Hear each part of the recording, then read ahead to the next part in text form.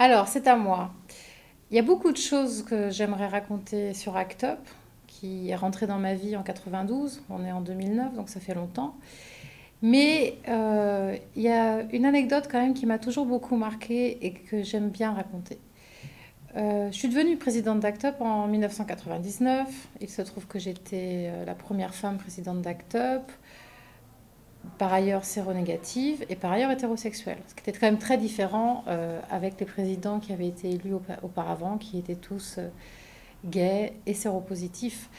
Euh, et donc, quand j'ai été élue, il y a eu une couverture médiatique assez importante parce que c'était nouveau, parce que certainement, pour pas mal de médias, ça les intéressait de parler d'autres visages d'Act Up et d'essayer de voir si ça voulait signifier quelque chose de nouveau dans Act Up. Alors que nous, de l'intérieur, on l'a pas vécu comme une révolution, quoi que ce soit.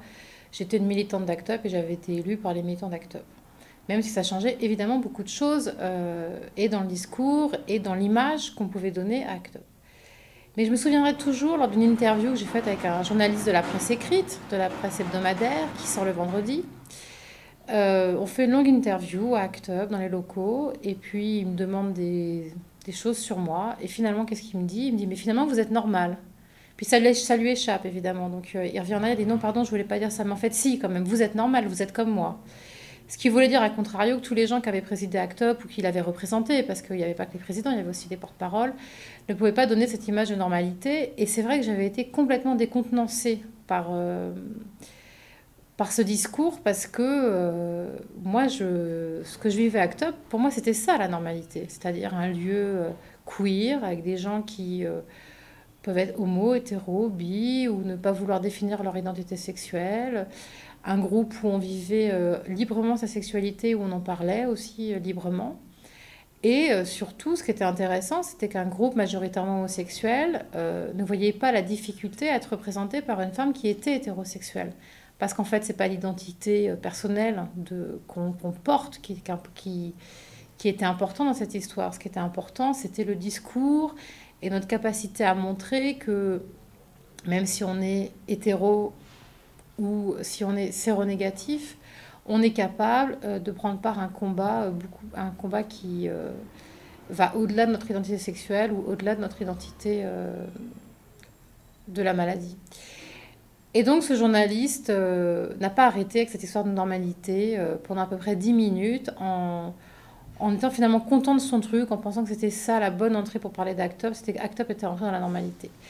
Bon, c'était en 99, c'est-à-dire il y a seulement 10 ans, et c'est vrai que c'est quand même un peu terrifiant d'entendre ce genre de choses, et surtout de penser que c'est que voilà la normalité, cette norme, c'est-à-dire en gros l'hétérosexualité, c'est ce qui permet de juger les choses et que c'est à travers de ce qu'on pourrait dire normal que l'on va comment dire décider ce qui est intéressant, ce qui ne l'est pas, de porter un jugement en fait. Et je crois que c'est aussi important de rappeler ça. C'est-à-dire qu'Act Up, hormis les actions, hormis le travail sur la visibilité des séropositifs, mais aussi des homosexuels, hormis tout le boulot pour dénoncer l'incurie des pouvoirs publics, dénoncer l'incurie des politiques en général, dénoncer la situation dans laquelle les politiques, les pouvoirs publics, les institutions ont laissé crever des séropositifs pendant des années. Au-delà de tout ça, au-delà de tout ce qui fait la colère d'Act Up, il y a toujours eu aussi une dénonciation de la norme, de ce qui devrait décider de ce qui est bien, de ce qui est mal, de si nos vies sont correctes ou pas. Et il y a eu toujours eu beaucoup de colère aussi pour dénoncer cette norme. Et je crois que c'est très important de ne jamais oublier ça. On n'aurait pas les droits qu'on a aujourd'hui, je pense au Pax, et même si on pourrait espérer avoir le mariage homosexuel, mais on ne pourrait pas avoir non plus ces droits-là si à un moment il n'y avait pas eu des groupes comme Act Up qui justement dénonçaient cette norme et puis aussi l'inversaient. Moi je suis très fière d'avoir été désignée par un groupe pour les représenter, alors même que j'étais pas porteuse dans mon identité personnelle de cette identité homosexuelle et séropositive. Et voilà, montrer qu'on est capable de s'auto-représenter dans des groupes et de jouer sur la représentation, sur ce qui est normal et ce qui ne l'est pas, sur la figure, c'est quelque chose d'assez extraordinaire.